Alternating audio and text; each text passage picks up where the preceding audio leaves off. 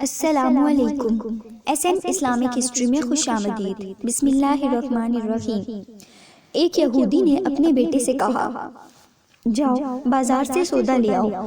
وہ چلا گیا، لیکن جب وہ راستے سے گزر رہا تھا تو اس کی نظر حضرت محمد صلی اللہ علیہ وسلم پر پڑی، اور آپ کی نظر بھی اس لڑکے پر پڑی۔ آپ صلی اللہ علیہ وسلم کی نظر کا اتنا اثر ہوا کہ وہ لڑکا وہیں بیٹھ گیا اور کافی دیر تک بیٹھا رہا۔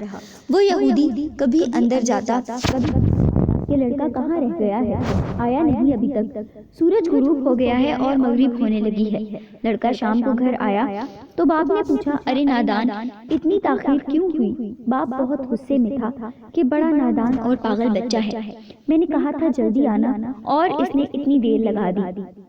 تمہیں سودا لینے بھیجا تھا اور تم خالی ہاتھ واپس آ گئے ہو، سودا کہاں ہے؟ بیٹا بولا، سودا تو میں خرید چکا ہوں۔ باپ، کیا پاگل آدمی ہو تم، میں نے تجھے سودا لینے بھیجا تھا، سودا تمہارے پاس نہیں ہے اور کہتے ہو خرید چکا ہوں۔ بیٹا بولا، بابا یقین کریں سودا خرید آیا۔ باپ بولا، تو دکھاؤ کہاں ہے؟ بیٹے نے کہا، کاش تیرے پاس وہ آنکھیں ہوتی تو تجھے دکھاتا میرا سودا کیا ہے۔ بابا میں تمہیں کیا بتاؤں میں کیا سودا خرید کر لایا ہوں۔ باپ نے کہا، چلو چھوڑو رہنے دو۔ وہ لڑکا روزانہ نبی صلی اللہ علیہ وسلم کی خدمت میں بیٹھنے لگا۔ وہ یہودی کا اکلوتا بیٹا تھا، بہت پیارا تھا، اس لیے کچھ نہ کہا۔ کچھ دنوں بعد وہ لڑکا بیمار ہو گیا، کافی دن بیمار رہا، اتنا بیمار ہوا کہ کمزوری کی وجہ سے کروٹ لینا بھی مشکل ہو گیا اور پھر قریب المرگ ہو گیا۔ یہودی بہت پریشان تھا، وہ بھاگا ہوا آیا اور حضور صلی اللہ علیہ وسلم کی خدمت میں حاضر ہوا اور بولا، میں آپ کے پاس آیا ہوں۔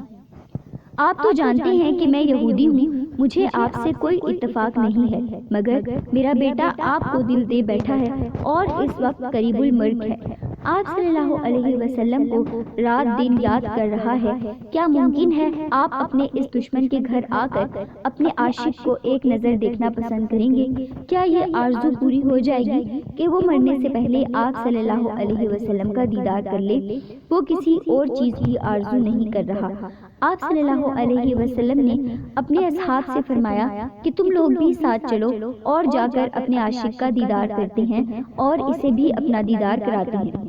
آخری لمحہ ہے، آنکھیں بند ہونے سے پہلے ہم اسے کچھ دینا چاہتے ہیں، چلو چلیں۔ یہودی کے گھر پہنچے تو لڑکے کی آنکھیں بند تھیں۔ حضور صلی اللہ علیہ وسلم کا سراپا کرم ہی کرم ہے، لڑکے کی پیشانی پر اپنا دست مبارک رکھا، لڑکے کی آنکھیں کھل گئیں جیسے زندگی لوٹ آئی ہو، جسم میں طاقت آ گئی، ناتوانی میں جوانی آئی، آنکھیں کھولی، رخ مصطفیٰ صلی اللہ علیہ وسلم پر نظر پڑی، ہلکی سی چہرے پر مسکراہٹ آئی، لب کھل گئے، مسکراہٹ پھیل گئی۔ حضور صلی اللہ علیہ وسلم نے فرمایا، بس اب کلمہ پڑھ لو۔ لڑکا اپنے باپ کا منہ تکنے لگا تو وہ یہودی بولا، میرا منہ کیا تکتا ہے، ابو القاسم جو کہتے ہیں کر لو۔ لڑکا بولا، یا رسول اللہ میرے پاس تو کچھ بھی نہیں۔ آپ صلی اللہ علیہ وسلم نے فرمایا، بس تم کلمہ پڑھ لو، میں جانوں اور جنت جانے تم میرے ہو، جاؤ جنت بھی تو میری ہے، جنت میں لے جانا میرا کام ہے۔ لڑکے نے کلمہ پڑھا، جب اس کے منہ سے نکلا محمد الرسول اللہ تو اس کی روح پرواز کر گئی، کلمے کا نور اندر چلا گیا، آنکھیں بند ہو گئی، لب خاموش ہو گئے۔ لڑکے کا باپ جو کہ یہودی تھا بولا، محمد صلی اللہ علیہ وسلم میں اور آپ دونوں مخالف ہیں، اس لیے یہ لڑکا اب میرا نہیں رہا، اب یہ اسلام کی امانت ہے، اگر کاشانہ نبوت صلی اللہ علیہ وسلم سے اس کا جنازہ اٹھے تب ہی اس کی عزت ہے، آپ اسے لے جائیں۔ پھر آپ صلی اللہ علیہ وسلم نے اپنے اصحاب سے فرمایا، سب مل کر اسے اٹھاؤ اور اس کے جنازے کو کندھا دو۔ آپ صلی اللہ علیہ وسلم جب یہودی کے گھر سے نکلے تو یہ فرماتے جا رہے تھے، اس اللہ کا شکر ہے جس نے میرے صدقے سے اس بندے کو بخش دیا، اس اللہ کا شکر ہے جس نے میرے صدقے سے اس بندے کو بخش دیا۔ قبر تیار ہوئی، کفن پہنایا گیا، حضور صلی اللہ علیہ وسلم قبر کے اندر تشریف لے گئے، قبر میں کھڑے ہوئے اور کافی دیر کھڑے رہے اور پھر اپنے ہاتھوں سے عاشق کی میت کو اندر اتارا۔ آپ صلی اللہ علیہ وسلم قبر کے اندر پنجوں کے بل چل رہے تھے، مکمل پاؤں مبارک نہیں رکھ رہے تھے۔ کافی دیر کے بعد آپ صلی اللہ علیہ وسلم قبر سے باہر آئے تو چہرے پر تھوڑی زردی چھائی تھی، تھکن محسوس ہوئی۔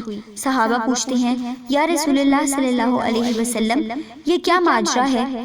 آپ نے قبر میں پاؤں مبارک مکمل کیوں نہیں رکھا؟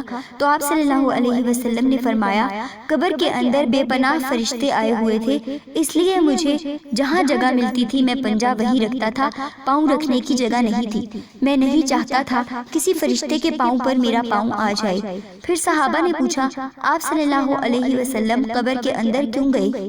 ہم چلے جاتے۔ تو آپ صلی اللہ علیہ وسلم نے فرمایا کہ میں نے اس لڑکے سے کہا تھا تیری قبر کو جنت بناؤں گا، تو اب اسی قبر کو جنت بنانے قبر کے اندر چلا گیا تھا۔